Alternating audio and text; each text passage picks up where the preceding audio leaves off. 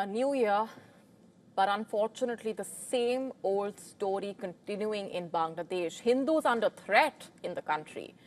And as this new year starts, a disturbing pattern continuing, a spike in violence against Hindus and other minorities there, which is raising serious questions over the situation on the ground, the law, order situation, the political will as well, ahead of the February elections. We are starting off with a shocking attack. A 50-year-old, a Hindu man, a local medical shop owner was attacked late on December 31 while returning home.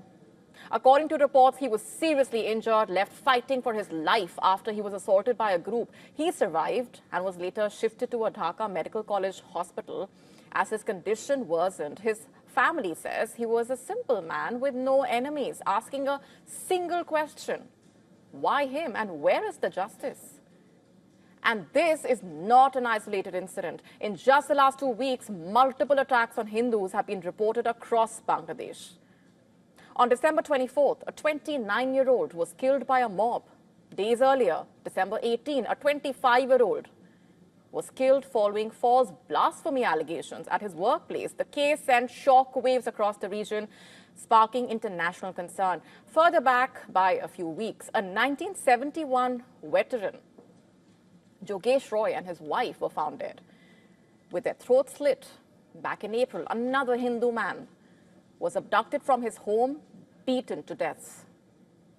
While the UNIS government condemned the killing, it was quick to insist there was no communal angle. But the facts on the ground tell a far more disturbing story. The Human Rights Congress for Bangladesh Minorities has documented 73 blasphemy-related incidents across 32 districts between January and November 2025. 73 is the number they've given.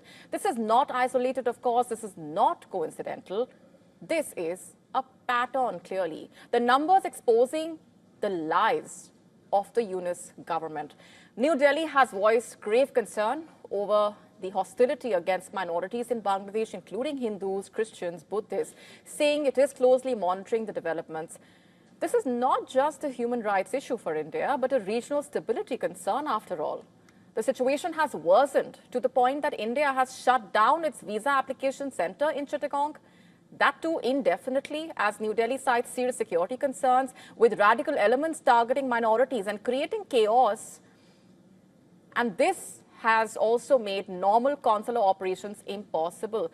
Relations between India and Bangladesh, remember, have grown noticeably frosty since the Mohammad Yunus-led interim government came to power. Critics are saying the government has failed to protect the minorities and has instead empowered radical groups, including the Jamaat-e-Islami, which was previously banned for terror links under the Sheikh Hasina government, remember, and will contest the upcoming polls. There is also growing alarm over the Yunus government's pro-Pakistan tilt.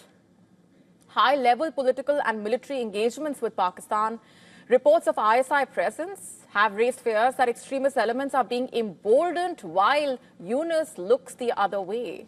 Former Prime Minister Sheikh Hasina accused the interim regime of failing to protect religious minorities and allowing extremists to shape foreign and domestic policy. And she has warned that attacks on minorities, media houses, and even diplomatic interests are being carried out with impunity.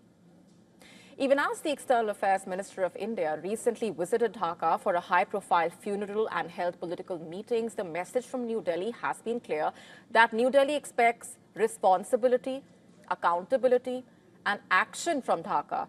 Yunus says his government is committed to protecting minorities, but on the streets, on the ground, the fear narrating a different story, one that speaks louder. And there is nothing noble about what is happening under a Nobel Peace Laureate's watch in Bangladesh. To stay up to speed with the latest news, download the WION app and subscribe to our YouTube channel.